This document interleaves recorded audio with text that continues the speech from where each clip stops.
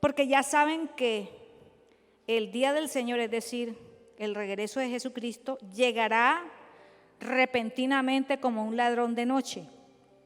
Cuando estén diciendo paz y seguridad, vendrá de improviso sobre la humanidad que no cree para destrucción, como le llegan a la mujer encinta los dolores de parto, y de ninguna manera podrán escapar.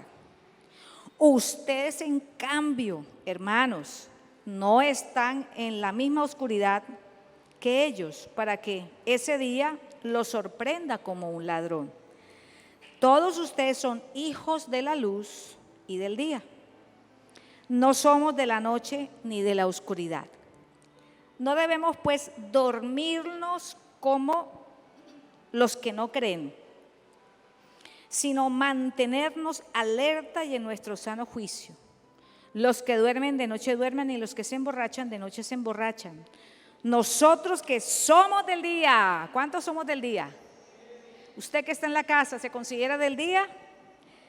Porque tiene la luz de Dios. Por el contrario, estemos siempre en sano juicio, protegidos por la coraza de la fe y del amor, y por el casco de la esperanza de la salvación. Pues Dios no nos destinó a sufrir el castigo, sino a recibir la salvación por medio de nuestro Señor Jesucristo. Él murió por nosotros para que en la vida o en la muerte vivamos junto con Él. Por eso anímense y edifíquense unos a otros, tal como lo han venido haciendo. Muy bien, el cuarto acontecimiento más grande de la historia humana y que está todavía por suceder es el regreso de Cristo, la segunda venida de Cristo. ¿De qué otra forma le habla ahí? El día del Señor le llama también. Y así como la primera vez que Cristo nació, la primera vez que Cristo vino, solamente una parte de la humanidad lo esperaba. Es más, solo una parte del pueblo, llamado pueblo de Dios, israelitas, lo esperaba. Y así fue, solamente esa parte que lo esperaba lo recibió como tal, como lo que Él era. Dios hecho hombre, el dueño de todo lo que existe. Igual pasará con la segunda venida. No todos lo están esperando. Por supuesto, nosotros sí. Vamos entonces a estudiar esta noche 3 actitudes de los cristianos con respecto al regreso de Cristo. 3 actitudes que deben tener los cristianos con respecto a su segunda venida. La primera actitud está en los primeros 3 versículos. Y fíjese que dice allí: ustedes no tienen necesidad. La primera actitud que el cristiano debe tener es la certeza. La certeza es la primera actitud con respecto a la venida segunda. No tienen necesidad de que les escriba, ustedes ya saben que va a ser sorpresiva la venida del Señor. Él ha planeado que su regreso sea sorpresivo, es decir, en cuanto a fecha y hora, nadie lo va a saber.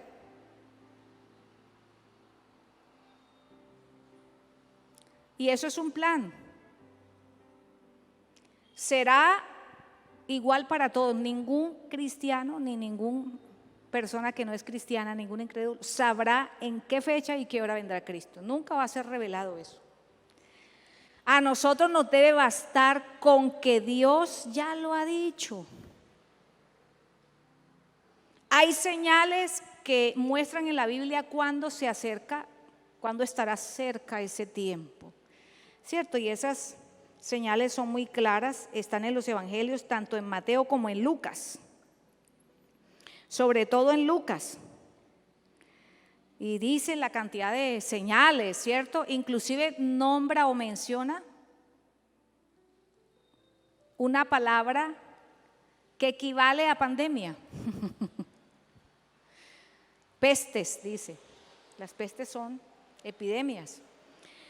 Pero esas señales no son para nosotros los cristianos, esas señales son para los incrédulos. para que cuando digan ante Dios, es que usted nos agarró de sorpresa, Señor. El Señor le va a decir, mire, yo ya había escrito esas señales, mi pueblo se las había dicho y ustedes no creyeron. Esas señales no son para nosotros. Nosotros no necesitamos señales. Los creyentes no necesitan meter el dedo en la llaga, tener señales para creerle a Dios. La palabra de Dios a nosotros nos basta. Amén. Porque sabemos que Dios es veraz, que Dios no es mentiroso, que Dios no engaña a nadie. A nosotros nos basta con que Dios haya dicho vengo y sencillamente necesitamos estar confiados en eso. No necesitamos estar acudiendo ¿a qué? A especulaciones.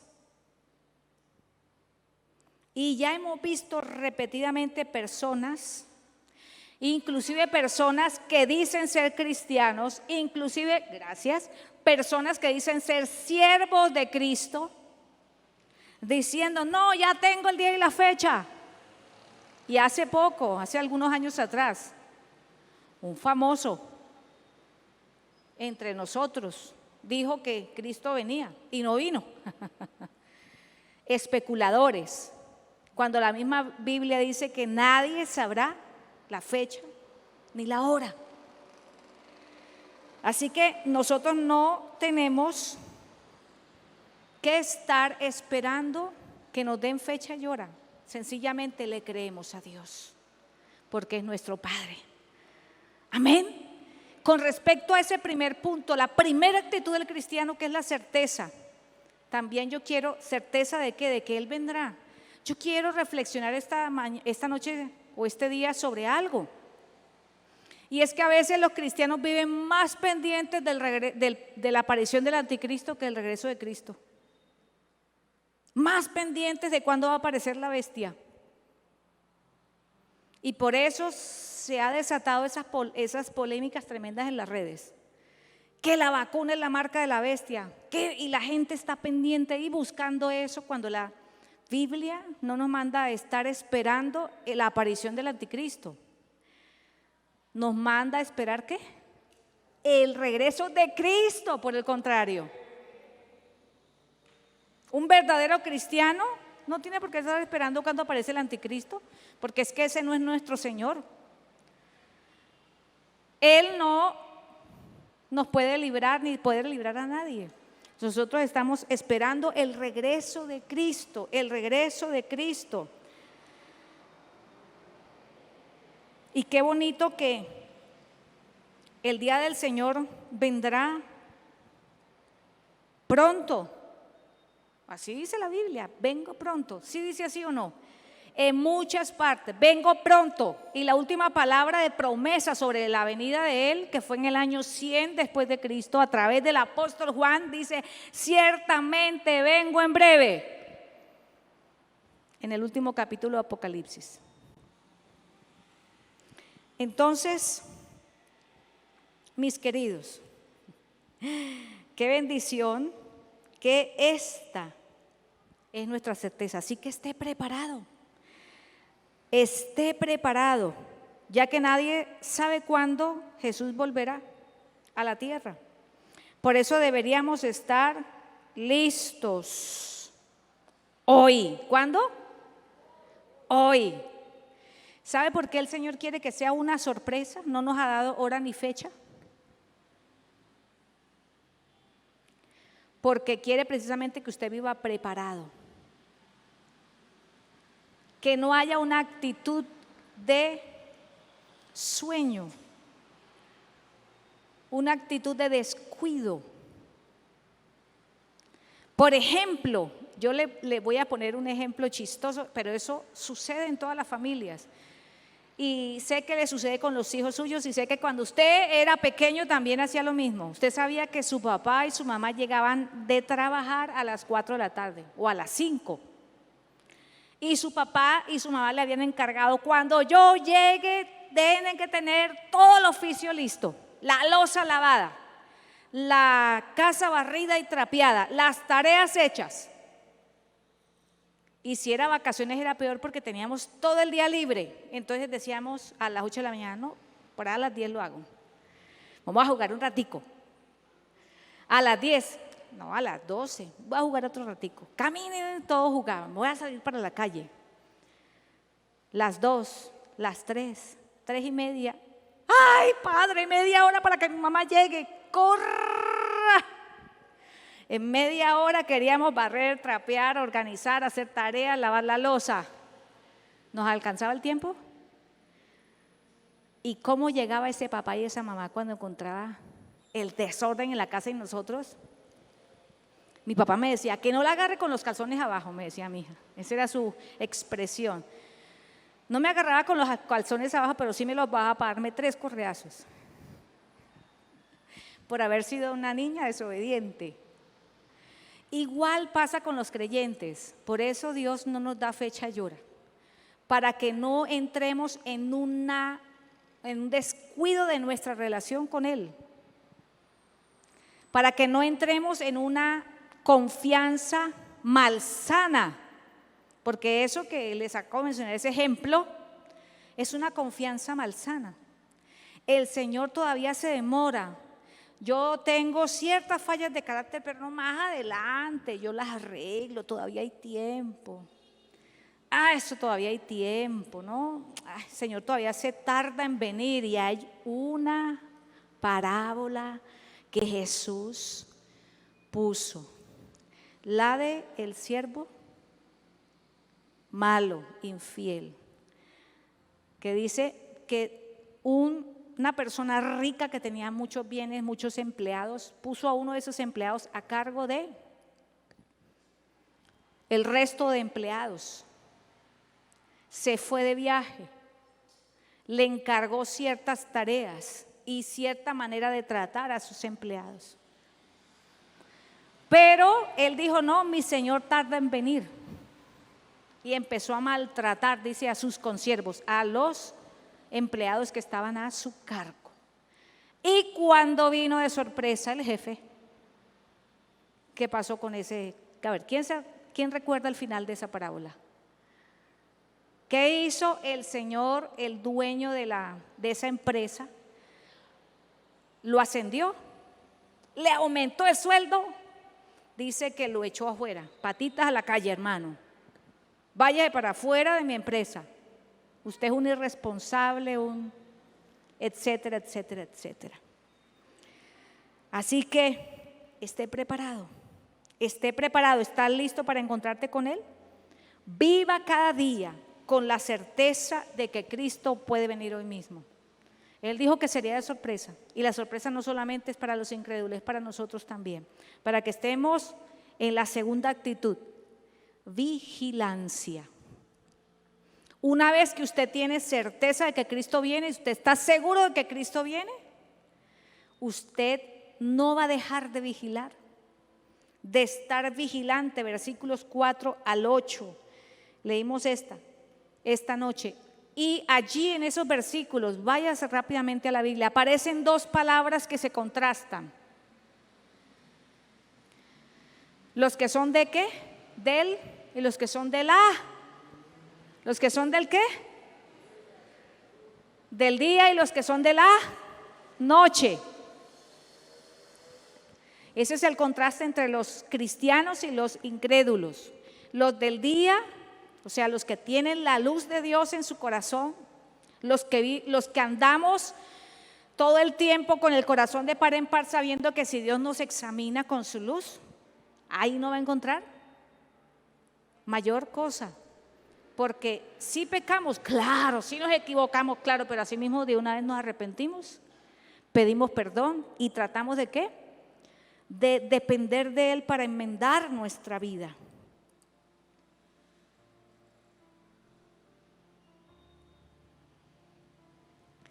Somos del día. ¿Qué significa eso? Ser del día, está diciendo Pablo con eso, tenemos un estilo de vida diferente a los de la noche. ¿Quiénes son los de la noche? Los que tienen oscuridad en su vida. los que no han dejado que la luz de Dios entre en su corazón porque tienen sus guardados y no quieren sacar sus guardados, no quieren arrepentirse de sus guardados, sino que quieren seguir en una vida moralmente incorrecta ante Dios. ¿Y qué pasa? La mayoría de los creyentes, el Señor espera que vivamos así, pero a veces el cristiano puede ser seducido. Puede ser seducido para adquirir el estilo de vida de las personas que no creen en Él, en Dios. Sí, claro que sí. Y cuando un cristiano ha caído en la tentación de vivir como los incrédulos, se refleja en varias facetas. Fíjese allí que ahí habla del sueño y del de la borrachera, ¿cierto? Que los de la noche, ¿qué hacen? Dormir y ¿qué? Y emborracharse. Y esos son, por supuesto, no literales. Son símbolos de su manera de vivir. Están dormidos porque cuando usted está dormido usted no sabe nada de lo que pasa a su alrededor. Está inconsciente, desapercibido, no puede relacionarse con nadie. Las personas incrédulas están como si estuvieran dormidas, no pueden, están incapacitados para relacionarse con Dios y para relacionarse bien con los demás también. No saben nada con respecto a las cosas de Dios, no les interesa nada que tenga que ver con el estilo de vida de Dios, el que nos propone Dios. Y la borrachera habla de una persona que se deja dominar de sus pasiones, que se deja dominar de los placeres. No que los placeres sean pecado, pero si uno deja que los placeres sean el hilo conductor de su vida, el timón que conduce su vida, sí lo va a llevar a una vida de desastre. Y Dios no quiere eso para nosotros. Entonces, cuando el cristiano ha caído en la tentación de vivir como los incrédulos, se refleja en las relaciones interpersonales. Por supuesto, deja de cultivar su relación con Dios. Por supuesto, abandona la vida devocional. O sea, su vida espiritual entra en un adormecimiento, en una pasividad. Abandona la congregación, abandona el servicio a Dios. Abandona el vivir una vida moralmente limpia para agradar a Dios, porque está enfocado en una vida de placer, una vida hedonista. Pero también sus relaciones cercanas se deterioran, así como los borrachos. Las personas que son adictas al alcohol deterioran sus relaciones. Los únicos que tienen buenas relaciones con los alcohólicos son los que toman con ellos. De resto, todas sus relaciones interpersonales se arruinan. La familia no lo soporta, los amigos no lo soportan, en el trabajo ya no lo soportan, los vecinos sí que menos. Deterioro de las relaciones interpersonales, porque los borrachos, igual que los creyentes que descuidan su relación con Dios y dañan sus relaciones con los demás, con los semejantes, manipulan y maltratan a los que están cerca de ellos. Por eso la parábola del siervo que no está velando por el regreso de su Señor, o sea, que no está haciendo lo que debe al regreso de su Señor, que dice que está maltratando a sus consiervos, que los maltrata, es decir, que daña sus relaciones interpersonales, que los manipula, que los maltrata, así como lo hacen las personas que han empezado a dejar el estilo de vida de la luz y se han ido para un lado o para otro, es decir, se han desviado del camino bueno y han empezado a hacerle daño a su cónyuge, manipulando a su cónyuge, maltratando a su cónyuge, a sus hijos, a los familiares cercanos. Esa persona también empieza a tener amistades o relaciones con personas que no siguen a Dios, o que esas personas tienen una vida espiritual superficial, empieza a entablar amistades con esas personas que tienen una vida espiritual superficial o de apariencia. Por eso escogen novio o novia, esposo o esposa que no es cristiano o que tiene una vida superficial o de apariencia. No sabes cuándo te llamará Dios, es decir, cuándo vendrá Jesús por segunda vez. Y hay ciertas cosas como esperar, la actitud de vigilancia sobre nuestra vida espiritual y moral, no da espera, no se debe dejar para el último momento. Haga de cuenta que la segunda venida del Señor es como un examen que usted le han avisado. Mire, el 10 de diciembre tiene el examen final de matemáticas. Prepare estos temas. Y usted le dio pereza, no los preparó. Y ve el examen ya puesto encima del pupitre. ¿Usted cree que ya es la hora de ponerse a estudiar? ¿Habrá tiempo de prepararse para ese examen a último momento? No, eso es un engaño. Por ejemplo, cuando una casa se empieza a caer a pedazos, hasta que ya se derrumba, ya será tiempo de solidificar, de poner buenas bases. Ya se está cayendo. ¿Ya para qué, cierto?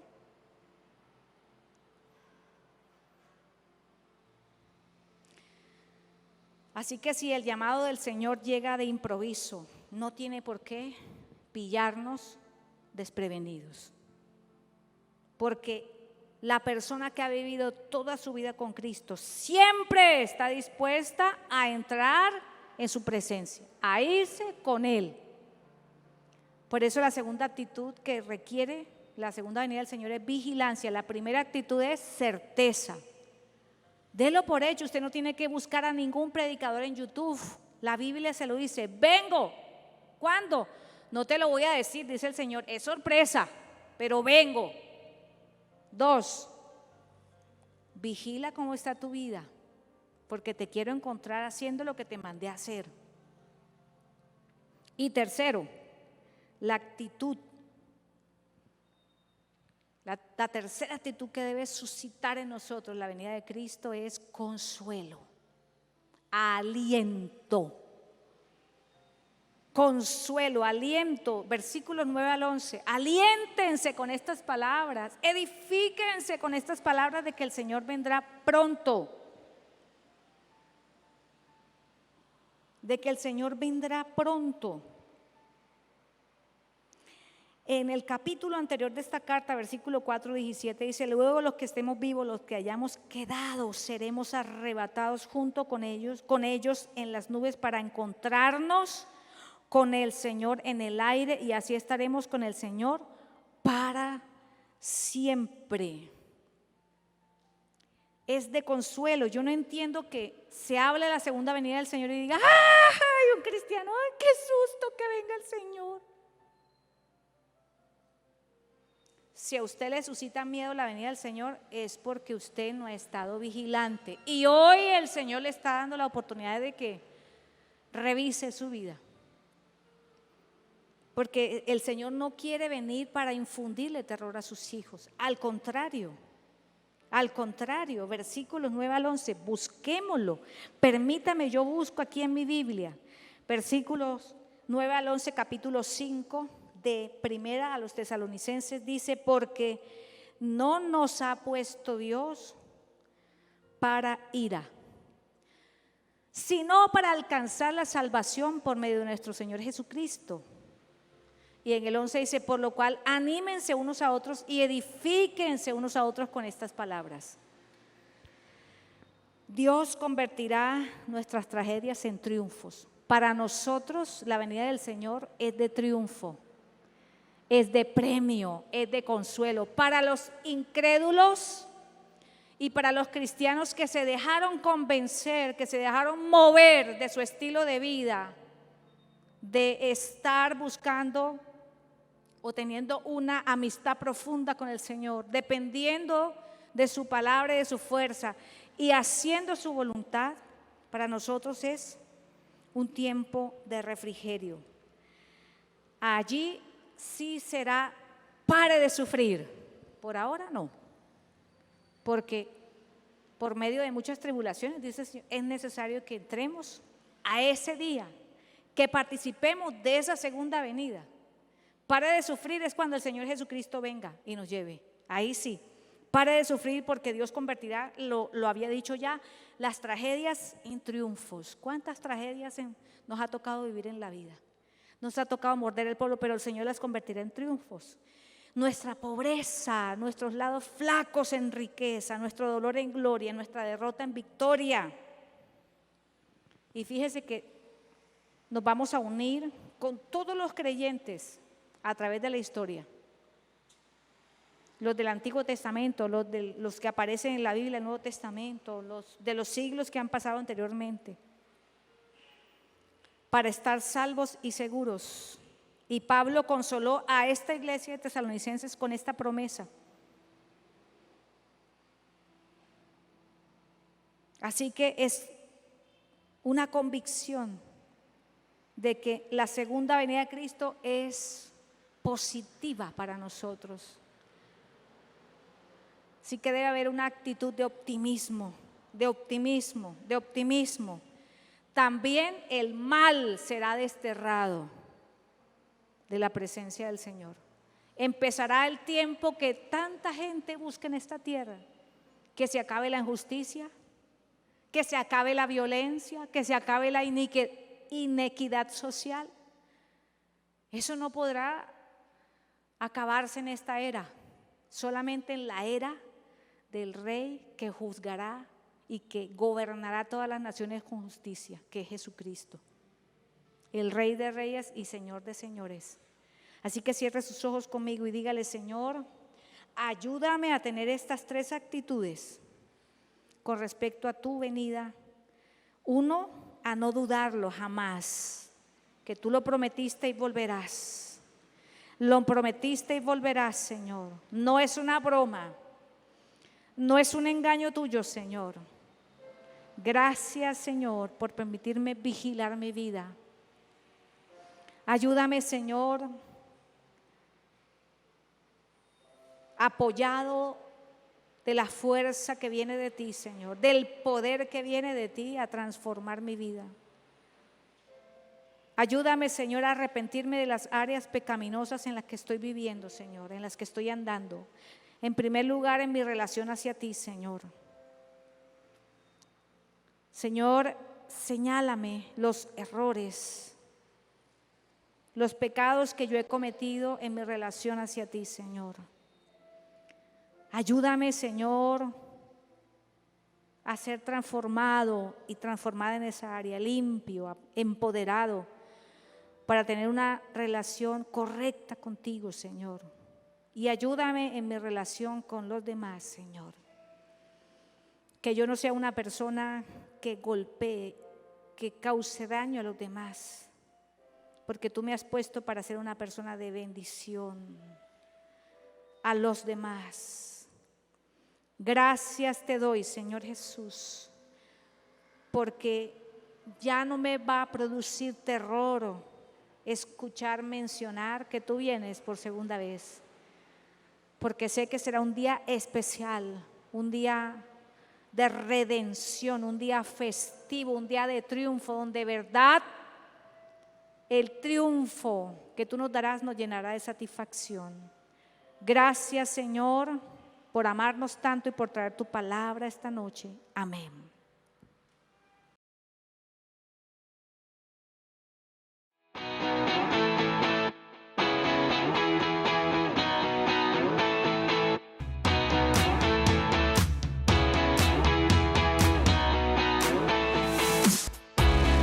Existimos para adorar, para atraer a las familias a Cristo. Somos una iglesia que se apasiona, una iglesia viva, Catedral de Vida.